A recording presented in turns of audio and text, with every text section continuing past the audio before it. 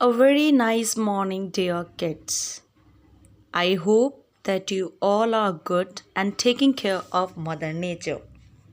You might be thinking why I said Mother Nature. Students, do you know how upset our Mother Nature is from us? Do you know how important our Mother Nature is? You are going to know about all these things in this poem named Unaware. So, we are going to start chapter 10, the poem Unaware. Let me tell you that this poem is written by Kathleen Gwenther. Now, let's begin our poem. So, here is the poem Unaware, written by Kathleen Gwenther. Okay, now, here this is the first stanza. Before beginning, let me tell you that this poem has 4 stanzas. So, let's get started. The first stanza. Isolation quickly overwhelms me, begging for forgiveness, a fallen hand. Desolation I now begin to see, hanging by a thin thread, a single strand. Now, students, the speaker of these lines is the Mother Nature herself. Okay, the Mother Nature notices how men live in isolation, means in loneliness. Okay, and this thing overwhelms Mother Nature, means this thing affect Mother Nature and Mother Nature gets emotional seeing the men living in isolation. Okay, they are so alone. She says that men are so alone, like a single thread. Okay, single thin thread hanging all by itself due to their selfish ways.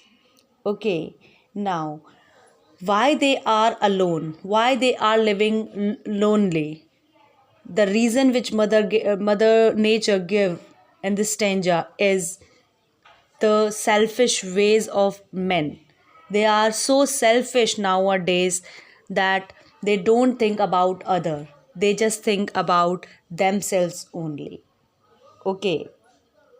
So this is what we have learned in the first stanza. Now let's move forward and learn about the second stanza. Now students, here is the second stanza. I watched them, their fears, their misbehaviors, mistreat, abuse, completely unaware. I am the land, their glorious savior. Someday they will learn to treat me with care. Now, students, in this second stanza, the poet, the Mother Nature, watches human beings endlessly abusing nature, and they are completely unaware that the nature herself is the only savior. Okay, savior means the person who save someone from somebody or something. Okay, so the nature hopes that someday man will learn to respect her.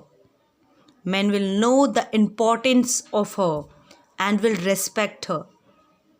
Okay, so this is the second stanza in which Mother Nature watches the human being abusing her, misbehaving with her, and mistreat her, and she also hopes that someday human beings will also learn that Mother Nature is very important.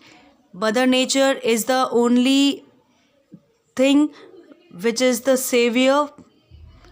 Okay, and will also human being also start respecting her. Okay, now let's start the third stanza. Here is the next stanza. I wish they would learn to trust each other, to join as one, to stand strong together, a bond, a band, and a mighty brother. Forever as one, a power tether. Now, students, in this stanza, nature wishes and hopes for mankind to stand united as one. The nature wants us to stand together as one. For this, they need to trust each other, means all human beings have to trust each other to stay united, to stay together, to stand as one, and develop a strong bond that unites them and keeps them together. We all have to develop a strong bond with each other, and then only we can stand together.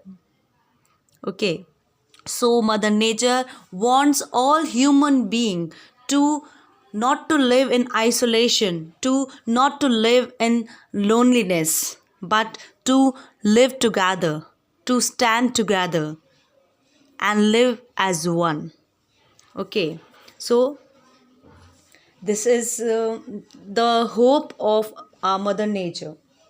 Okay, now let's move forward and learn about the fourth stanza. So now here is the last stanza, which is of only 2 lines. You may not know that fear is their captor, so you may not see each special factor. Means here Mother Nature says that man is today held captive by fear, and they need to be freed themselves from this fear to move on. Okay, so here the poem ends. Hope you have understood everything. We will learn summary in the next class.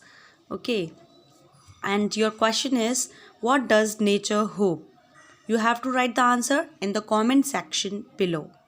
Okay, so thank you. We'll meet in the next class with the next topic.